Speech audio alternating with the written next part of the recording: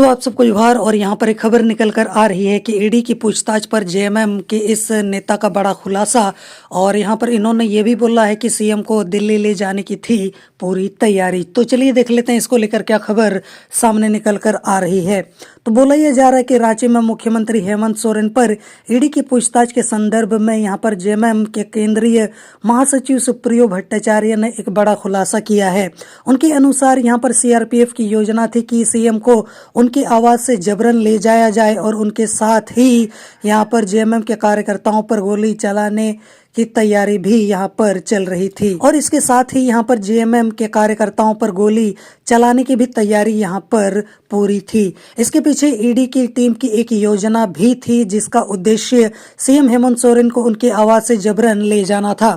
इसके अलावा यहाँ पर आगे बोला जा रहा है कि भट्टाचार्य ने यह भी बताया है कि जेएमएम नेता होने के नाते उन्हें इस योजना की जानकारी मिली थी और वहीं से उन्होंने इस बड़े खुलासे की गुंजाइश की है। इसके अलावा यहाँ पर भट्टाचार्य ने यह भी बताया है कि जब सीआरपीएफ की टीम चली तो रांची एयरपोर्ट पर तैयारी के साथ एयरक्राफ्ट भी मौजूद था जो सीएम को सीधे दिल्ली ले जाना चाह रहा था।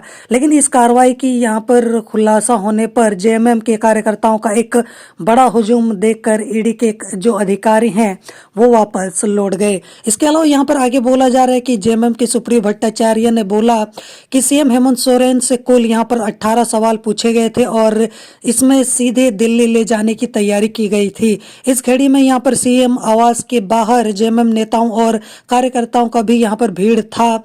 लेकिन ईडी के अधिकारी के लौट जाने के बाद सीएम ने उन्हें संबोधित करते हुए कहा था कि वो झुकेंगे नहीं और उन्हें डरने की भी जरूरत नहीं है क्योंकि उन्होंने कुछ भी नहीं किया।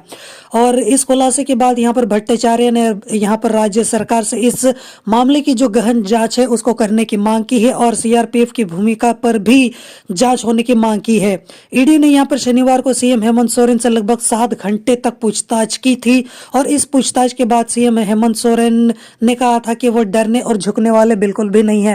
हालांकि ये जो इल्जाम लगाया जा रहा है वो कितना सही है कितना गलत है, ये जो जेएमएम के केंद्रीय महासचिव सुप्रियो भट्टाचार्य ने ये जो इल्जाम लगाया है या फिर इतना बड़ा इन्होंने ये बात बोल दिया है, ये कितना सही है कितना गलत है, या फिर ये सिर्फ एक र्यूमर है या फिर वाकई में ऐसा कुछ होने भी वाला था। आपकी क्या राय है, आप क्या सोचते हो, आप मुझे कमेंट में जरूर बताना। जोहार।